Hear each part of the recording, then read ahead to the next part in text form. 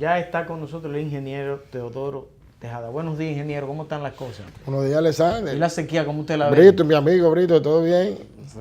No, Esta sequía, ¿cómo usted hay la una ve? situación terrible con este asunto de la sequía. Y tú que tuviste esa experiencia ahí en el INDRE y uno siente que hay como un vacío de preventivo de políticas públicas. Sí, mira, en el INDRE, yo eso? fui el subdirector ejecutivo del INDRE con Frank Rodríguez. Y yo recuerdo que, previendo esa cosa, Frank compró más de 20 equipos de bombeo para así mismo hacer lagunas, previéndose. Pero eso amerita un dinero. Entonces, Olga, incluso yo he visto en periódicos desde el 2016 hablando de que hay que comprar, arreglando equipos. O sea, ya esos equipos que tú arreglas están obsoletos. Olga tiene la mejor de las intenciones, pero si uno para comprar, tiene que venir una orden desde la presidencia. O sea, no hace nada. Por ejemplo, ¿tú crees que es posible que el presidente Leonel Fernández, con una visión país, emitió el decreto 530-09 del 24 de julio del 2009 para declarar de emergencia la adecuación, la canalización y la extracción de materiales de los ríos, porque eso que produce es sedimento? ¿Qué se consigue con la canalización?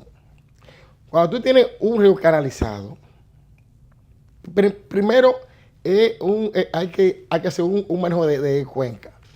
Cuando tú tienes un buen manejo de cuenca, eso significa que tú has hecho un trabajo de reforestación, de conservación, para cuando esas aguas caen, penetren al subsuelo a través de los árboles y vayan a los ríos. Cuando esa cuenca está libre, todos los ríos de aquí, en más de un 90%, están sedimentados. El presidente Leonel Fernández hizo ese decreto. Pero no obstante eso, un mes después, a ese mismo decreto lo deroga y emite el decreto 582-9 para, aparte de todo eso, anexarle la limpieza de los embalses de la presa.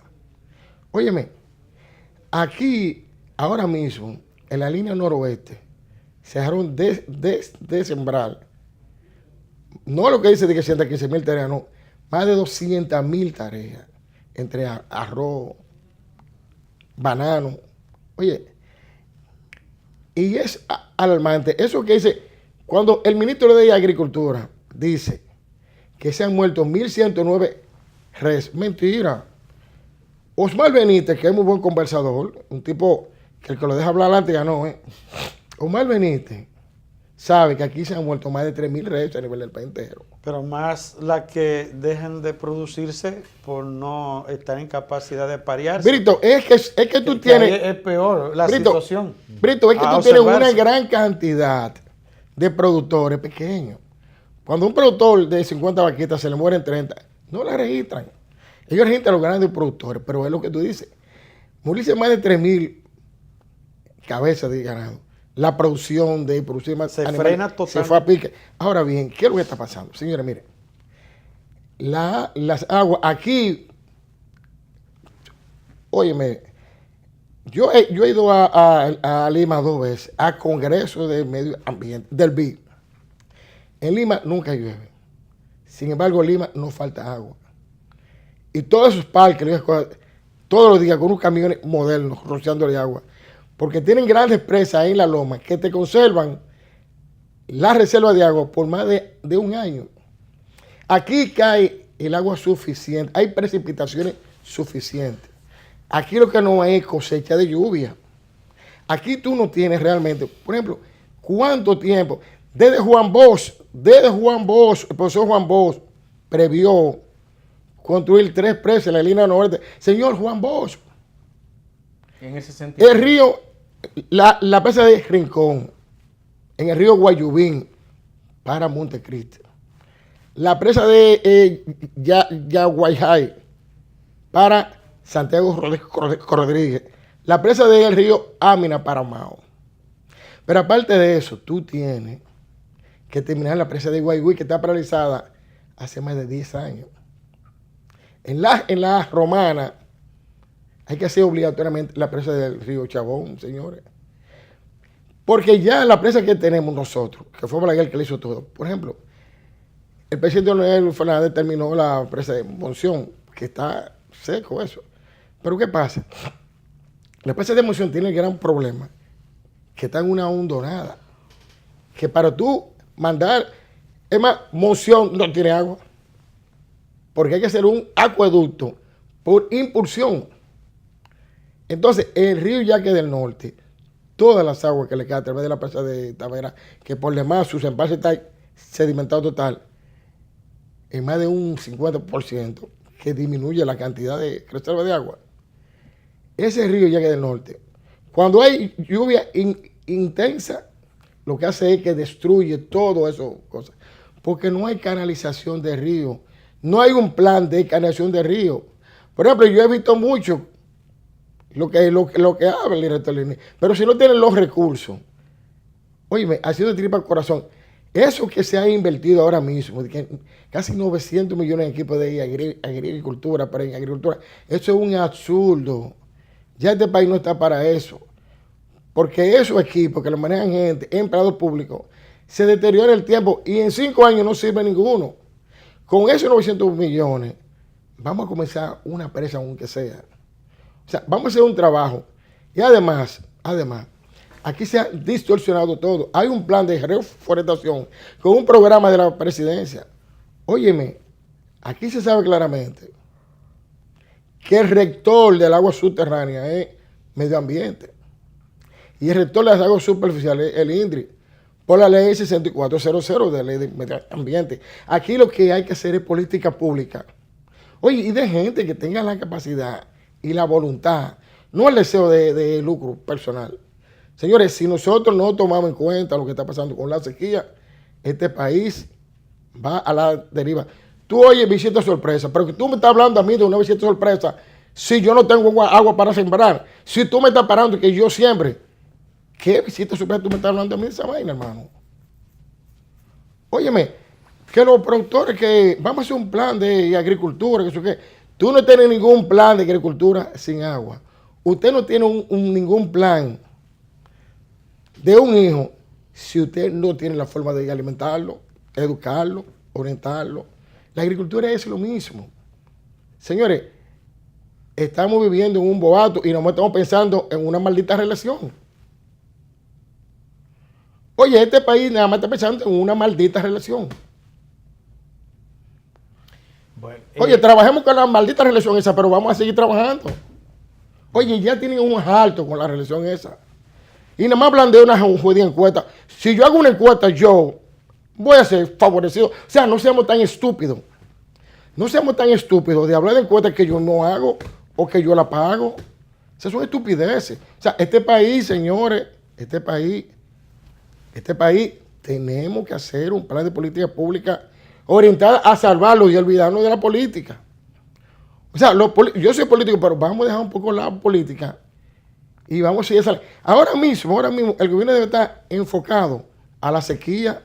Ah, no, pero un ministro que va a hablar de encuestas, que el danilismo tiene la mayor. Óyeme, aquí nadie sabe dónde están los cuartos, profesor. Los votos, nadie sabe dónde están, porque los votos, si es por voto electrónico. Es más, te digo algo, pasando a otro tema. Si en este país, el Partido de la Liberación Dominicana, del cual yo soy miembro, hace en el 9º Congreso una elección que conte que no nos van a venir con el mismo cuento de ampliar el Comité Central. No. Eso hay que hacerlo nuevo. Porque aquí hay una serie de holgazanes que no cogen un voto, que están ahí nada más porque ampliando. No.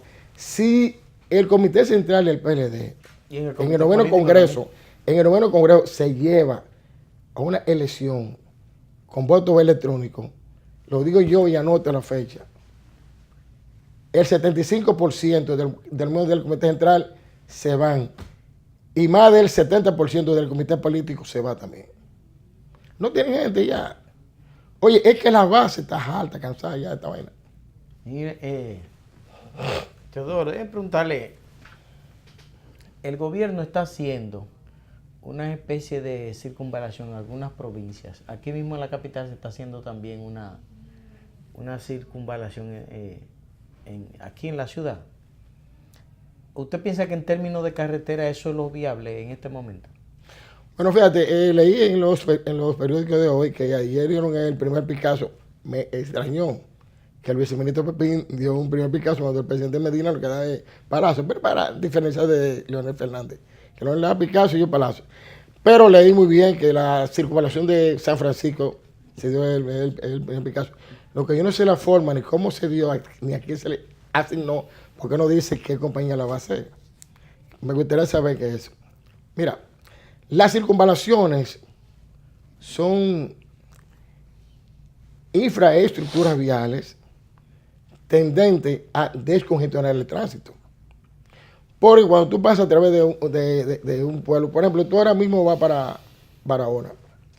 Al pasar por Baní y por el pueblo de Asua, eso es un tapón inmenso. Tú recuerdas que cuando uno iba para la autopista Duarte, para La Vega, Bonao, pasar por Villa Altagracia era un caos. Entonces, esas son vías para que tengan para que el tránsito fluya, y son vías realmente de alta velocidad. Pero aquí hay una confusión grave. Las circunvalaciones tienen que tener vías que le alimenten. Por ejemplo, la circunvalación de Santo Domingo, que empieza desde Jaina, ahí el uso de esa circunvalación no ha sobrepasado el 30%. ¿El uso? El uso, los usuarios no lo han usado, todavía no ha sobrepasado el 30%. Por un problema de... Pero claro, de conexión. Tú tienes un muro en New Jersey a todo el largo de esa vía. Todo el largo de esa vía. Y en los laterales, tú lo que le has puesto es piedra al principio, una piedra grandísima. No hay una vía de acceso. Todas las vías que le alimentan son en tierra. Son vías que la gente improvisada, que en su mayoría de casos están cerradas.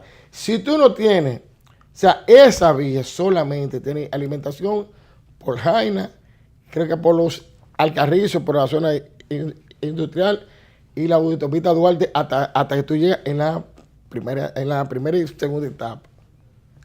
No tienen vía de alimentación, entonces no tienen vía de alimentación, el usuario no la usa. O sea, es que aquí hay un concepto clave. Señores, miren, aquí tienen que usar la gente que conoce de los casos.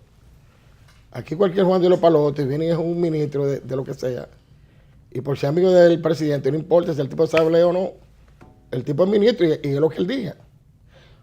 Porque se da el caso también que hay muchos contratistas. La mayoría de las grandes empresas contratistas. Los jefes de esa empresa, los presidentes, no son ingenieros. Y una vez, cuando yo era viceministro de Obras Públicas, me invitaron a una reunión. Y cuando yo vi que todos los presidentes de las compañías fueron a hablar con nosotros, yo salí, aunque me votaran, no me podían votar porque está por decreto. Yo dije, no, es que yo voy a hablar de ingeniería y esta gente son empresarios, comerciantes. O sea, hay una falla. Las grandes empresas de este país, los dueños son, a veces ni bachilleres son el tipo de eso. Y ellos son los que van a las reuniones. Porque ellos son los que negocian, que es lo que el manejo que se van a dar de ciertas cosas. Porque yo no entiendo por qué un dueño de una cosa tiene que ir a debatir un tema de ingeniería. Y entonces por eso es que Y el que tiene cierta capacidad tiene el temor. La satisfacción mía es renunciar, déjame decirte. A mí me han tildado que yo soy conflictivo y que una gente me han querido quemar y que con el doctor Leonel Fernández. Yo eres conflictivo, sí, soy conflictivo. Porque si una cosa está mal, yo no lo voy a hacer. Si yo entiendo que eso hay que decirle que no, es no. Por ejemplo, yo no me presto porque mi jefe me diga, mira, lea eso, que usted hizo tal y tal cosa. No, yo no me presto a eso. Yo no me presto a eso. A mí no me va a usar nadie de preservativo. Entonces, yo he vivido una vida tranquila. Tengo una máxima arriba que el que necesita menos. Y como yo no soy ambicioso ni aspiro a tener cuarto, a mí me da lo mismo. Ahora bien, aprender a decir que no es un arte. Si aprender a decir que no es el conflictivo, lo aprendí de mi papá y de mi mamá eso. Entonces yo tengo una educación de hogar que me obliga a hacer las cosas como es. Simplemente, las circunvalaciones no están bien orientadas en este país. Son vías para sacar el tránsito rápido, pero si tú no tienes la interconexión de la misma, que traigan de adentro, de esos grandes tapones que hay en la ciudad, al centro de ella, tú no haces nada con eso. Nada con eso. Nada. Pero al margen de eso, el acceso que puedan tener esas vías, pero uno observa, ingeniero, que con relación a otros países de características similares a la República Dominicana, el país luce en la vanguardia en construcciones de avenidas que interconectan provincias y pueblos al nivel de lo que es la República Dominicana. Porque uno ha viajado, por ejemplo, a Centroamérica, el Caribe y hasta el Cono Sur. Y uno conociendo la República Dominicana, uno ve que aquí hay una alta intención de comunicación vial. ¿Eso es así o realmente al margen de la prevención que hay que tener con la conectividad, no así ya con lo que son las cantidades o la cantidad de vías que hay de conexión de los pueblos del interior? Mira, evidentemente que este es uno de los países más mejor comunicados y de mejor infraestructura vial. Pero observa esto. Yo lo he notado eso en la práctica. Sí, pero está bien, pero observa esto. Y qué bueno que usted lo consigue. Sí, pero observa esto, sencillo. Si tú vas para Santiago Rodríguez, pasar por Navarrete es un infierno. Y después por Esperanza. Y después por Mao, que hay una conexión de Mao ahí, menos de 2 kilómetros, que óyeme, no podía estar peor que eso. Entonces tú no haces nada cuando tú estás maquillado, con una buena camisa, si el pantalón está roto y sucio. Y si no tenés pantaloncillo puesto. Entonces, aquí, por ejemplo, aquí, tú sabes la pela que se ha cogido aquí con la carreterita. Óyeme, carreterita.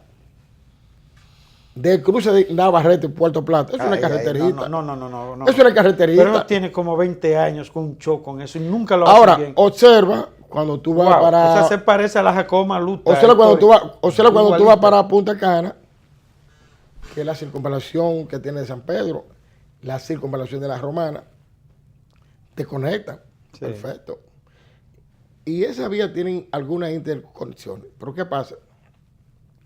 Cuando tú agarras que para Barahona, oye, el mero hecho de tú pasar por Baní y Aso, sí.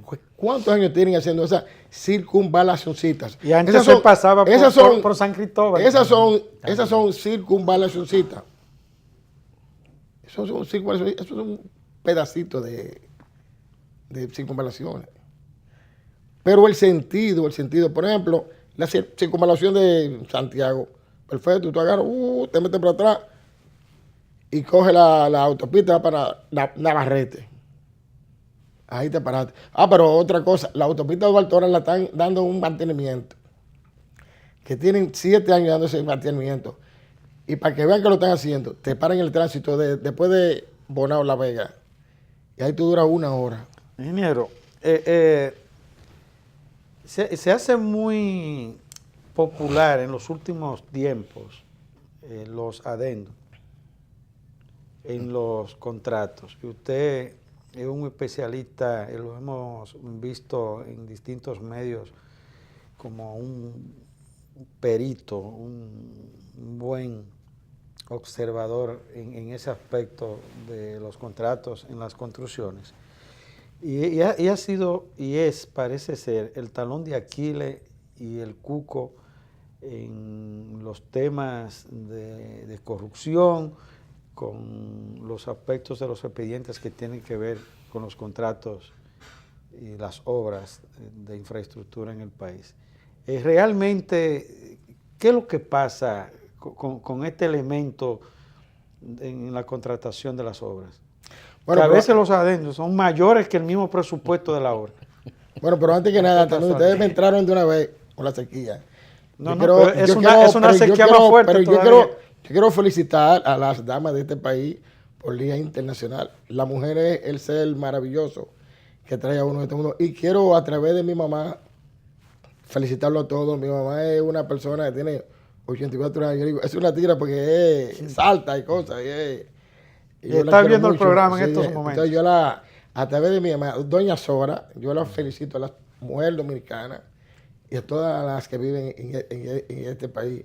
Porque para mí la mujer es el ser más sublime después de Dios que hay. ¿Y usted no ha notado, ingeniero, que todo lo que se hace en el mundo, lo bueno y lo malo, el epicentro es la mujer? Las guerras, el poder, usted viste, la misma mujer viste y se pone bonita, más que para un hombre, es hasta en una competencia en sí misma para una mujer. Óigame, la vida y todo es... Usted ve esa obra que nosotros estamos hablando... Las mujeres son tan importantes que esa infraestructura, eso es por mujeres, los adendos también tienen que ver que por mujeres, todo, oigan. Sí, pero mira. La gente de la vida de la humanidad es la mujer. Pero realmente, cayendo a tu pregunta, Brito, mi amigo Brito, que siempre hace una pregunta, pero él y Alexander se comunican ahí, hay que venir preparado aquí con ustedes. Mire, los adendos han sido vilipendiados por muchas personas. Entonces, a veces hay obras que no se planifican. La principal causa de los adendos es por una mala planificación de las construcciones de obras estatales. Las principales obras estatales no se hace el estudio real, un estudio dilatado, un estudio consensuado. No quiere dejar dicho esto que en el tiempo no se produzcan algunos adendos. Porque, por ejemplo, yo te voy a decir algo. Hay una obra que yo me saqué un sorteo en Puerto Plata para la construcción de una estancia infantil en Sosúa en el 2014. Ahora se está haciendo en Monción. ¿Por qué? Porque no había solares. Entonces, obviamente, eso cambia totalmente el panorama. Por ejemplo, la construcción de escuelas, todas, ninguna, se hicieron con un presupuesto del 2012, de septiembre, noviembre de 2012. El primer sorteo fue a final de año, en noviembre, el 29 de noviembre del 2012. Pero ¿qué pasa? Hay que tomar en cuenta que este país aprobó en julio la ley 253-12 del fortalecimiento institucional, que era para recabar los fondos que se necesitaban, cosas, que subió el ITEVI de un 16 al 18 para el año entrante 2013, que la anticipa de los ingenieros de un 0.05% subió a un 5%, que es algo criminal. No hay nada más criminal que ese anticipo. Óyeme, y esas obras, el avance se dio de la primera camada, del primer sorteo, se dieron en enero del 2013. Obviamente, tú teniendo una obra con un ITEVI de un 16% presupuestada, ya al subirte a un 18%, máxime que la supervisión que tenía esa obra era un 5%, el ministro de Obra Pública la elevó a un 10%, y él no está violando ninguna ley, porque el artículo 31 de la ley 340-06 dice, en el numeral 1, que una obra podrá subir o disminuir en un 25% del valor de ella. Y dice que si es en servicio, el 50%. ¿Y por qué tanto lío en el caso de Odebrecht con las adendas? Sí, pero que hay ojo, pero el legislador es bien sabio y el artículo 32 de la ley, en su numeral 1, dice, si existieran acontecimientos extraordinarios que se sobrecoge o que tienen que ver intrínsecamente con el proyecto, con la operación del mismo. Por ejemplo, artículo 1, el contratista tendrá el derecho a que se le devuelva el equilibrio económico del proyecto. Me explico. Si yo estoy construyendo en otro lugar, tengo unos movimientos de tierra superiores a lo establecido. Yo ahora mismo estoy construyendo con un presupuesto del 2012, con un ITEVI del 16 al 18, con dólar del 39.40 al casi 51 ahora. Obviamente que hay acontecimientos extraordinarios que no tienen que ver precisamente que se produzca yo. Entonces ahí es obligatorio y además por precio no hay nada en la ley 340 que prohíba que suba eso, pero es que la misma ley te da eso. Fíjate, el reglamento 490-07 de agosto del 2007. El reglamento para la construcción. No, ese reglamento. El presupuesto para la construcción. Ese reglamento, los reglamentos de aplicación de una ley son consustanciales con la misma ley. Entonces, ese reglamento es un reglamento idóneo, un reglamento cuasi perfecto. Ese reglamento fue derogado el 11 de septiembre. Oye bien, Danilo no tenía un mes ahí. El 11 de septiembre del 2012, por el reglamento 543-12. Ese reglamento decía en el artículo 80, 490, que se formaba la comisión para evaluación de obra. En el artículo 90 tenía el comité de licitación, que estaba compuesto por el titular de la entidad o uno que él delegue, su director administrativo o uno que él delegue, el consultor jurídico que actúa per se no puede delegar, y 2 miembros del bien. Si yo estoy haciendo una construcción en una entidad, el de la construcción, pero si yo lo que estoy ahí para comprar unos libros, es que tiene que ver con esa área. Pero ¿qué pasa? El reglamento 543 elimina todo eso y elimina el comité de adquisición, de licitación, y lo pone en el artículo 36 como comité de compra y contrataciones y cambia la conformación porque a esta le imprime el de libre acceso a la información pública y uno que tiene que ver con el bien. Es un reglamento 543 que elimina más del 40% del artículo del 490, pero no obstante eso, le mete como un 20% de la MIPYME. Es un arroz con mango, pero eso ahí trajo un gran problema. ¿Por qué? Cuando tú leíste el informe de Punta Catalina, esa comisión de notables tuvo más de 25 veces el nombre de comité de licitación, refiriéndose a algo inexistente, porque ya para este reglamento no existe ese comité de licitación. El comité de licitación que estaba en el artículo 90 del reglamento 490-07 pasó en el 543 al 36 y se le cambió el nombre y se le cambió el contenido del mismo. Pero el artículo 127 del reglamento 490-07 era exactamente al artículo 32 de la ley, lo único que en vez de tener 4 numerales, se le mete el numeral 4, que dice que el contratista tendrá el derecho al cobro improductivo, eliminado. Y tú no puedes, una ley es para el bien, para el porvenir.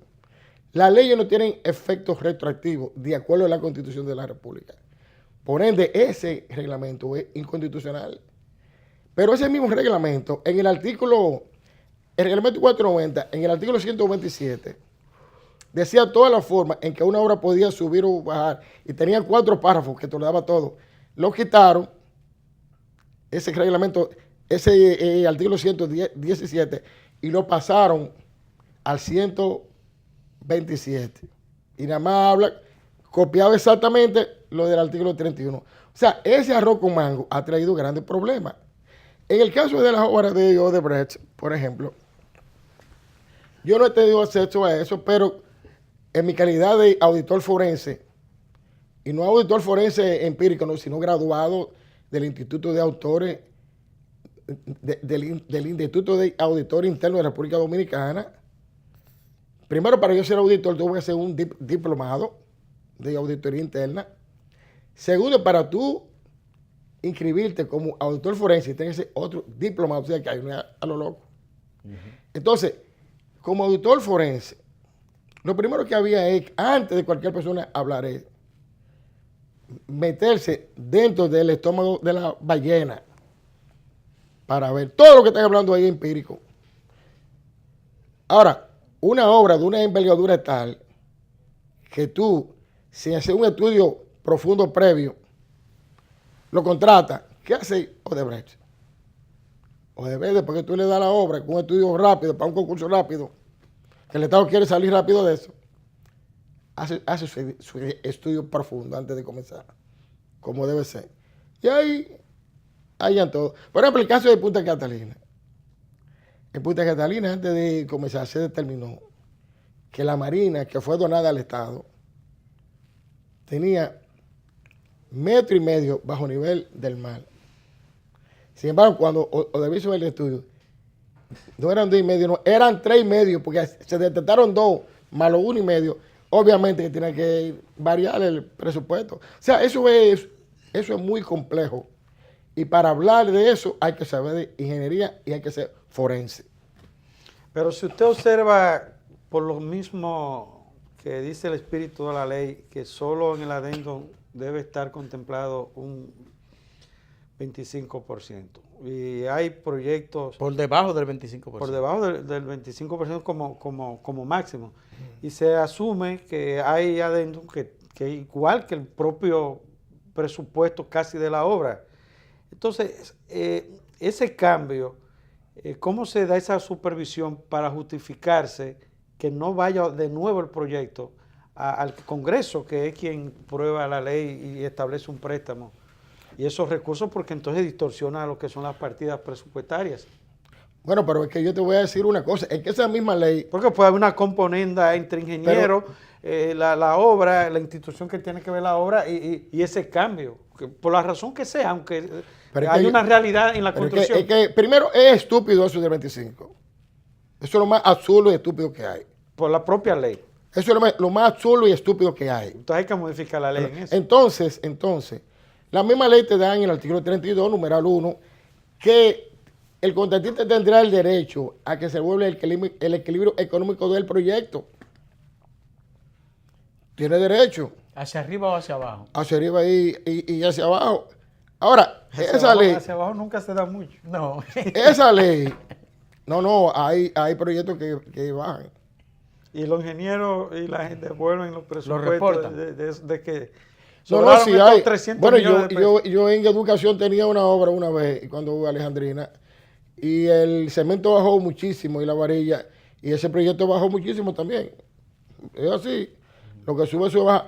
Pero si hay algo que tú no tienes el control tuyo, de que me dan un terreno que no es, y yo tengo que, ellos me lo hacen su diseño, lo adaptan. Si la obra cuesta 50 millones y ahora llega a 80, entonces yo voy a perder 30 millones. La planificación no hubo, entonces el equilibrio del proyecto hay que devolverlo de acuerdo a la ley. Porque el Congreso hace una ley, pero yo tengo una también, otra ley. Pero me salva lo que dice que la ley no tiene efecto retroactivo. Ingeniero, muchas gracias. A ustedes. Excelente conversación. Pero muy corto. La próxima vez le vamos a dar más tiempo. Gracias a ustedes. Así que muchas gracias. Brito. Bueno, pasen bien. Buen fin de semana a todos. Hasta el próximo lunes a las 8 de la mañana.